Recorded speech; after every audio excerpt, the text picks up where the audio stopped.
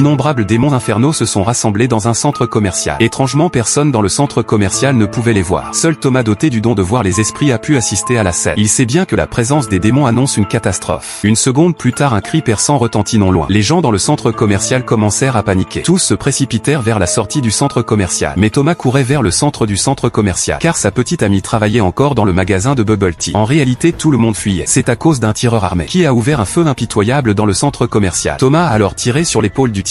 Mais à ce moment-là, une bande de esprits maléfiques l'ont bloqué fermement. Heureusement, Thomas a été rapide et a percé le groupe d'esprits. Il a abattu le tireur d'une balle. Regardant le salon de thé réduit en ruine, Thomas est allé voir la situation, le cœur lourd. Heureusement, sa petite amie s'est levée derrière le comptoir. Alors que Thomas se réjouissait de cela, un esprit maléfique réapparut. Et en même temps, le fantôme d'une belle femme apparut à côté. En voyant la femme appeler sans cesse, Thomas comprit immédiatement qu'elle voulait lui dire quelque chose. Il la suivit donc rapidement jusqu'à un sous-sol. Alors que le fantôme de la femme disparaissait près d'un camion, Thomas réalisa aussitôt qu'il y avait quelque chose dans ce camion. Effrayé, il ouvrit précipitamment la porte pour vérifier. On a découvert qu'il y avait une cargaison entière de bombes à l'intérieur. Et ces bombes suffiraient à raser toute la ville. En voyant que le compte à rebours n'indiquait plus que 2 minutes, Thomas a foncé dans le véhicule sans hésiter. Mais c'est alors que un assaillant l'a attaqué, touchant Thomas à l'épaule. Mais Thomas n'a pas eu le temps de sentir la douleur. Ce qu'il doit faire maintenant, c'est de conduire la voiture le plus loin possible du village. À ce moment-là, un des assaillants a monté sur le camion sans qu'on sache comment. Et il ne restait plus que quelques secondes avant l'explosion. Alors que l'assaillant sautait sur la voiture, Thomas a choisi de sauter du véhicule rapidement. La seconde suivante, le camion a franchi la barrière à cause de son élan, provoquant une explosion mortelle. Comme l'explosion a eu lieu loin du village, le village n'a pas été affecté par la bombe. Thomas a ainsi sauvé tous les habitants de la petite ville, devenant un héros aux yeux des villageois. Dans les jours qui ont suivi, Thomas restait chez lui tous les jours, avec sa petite amie, regardant la lune et dansant ensemble. Ils formaient le couple le plus doux et heureux. Il pensait que ce bonheur durerait toujours. Mais tout cela a été brisé par l'arrivée brutale de la police. La police l'a ramené à la réalité. Après tout, la vie ne se rejoue pas. Il s'avère que sa petite amie avait déjà été tuée par des voyous dans le centre commercial. Ces derniers jours, Thomas a été accompagné par le fantôme de sa petite amie. Alors que Thomas s'avance pour un baiser, la petite amie s'éloigne lentement par la fenêtre, se transformant en une multitude de papillons qui disparaissent à jamais.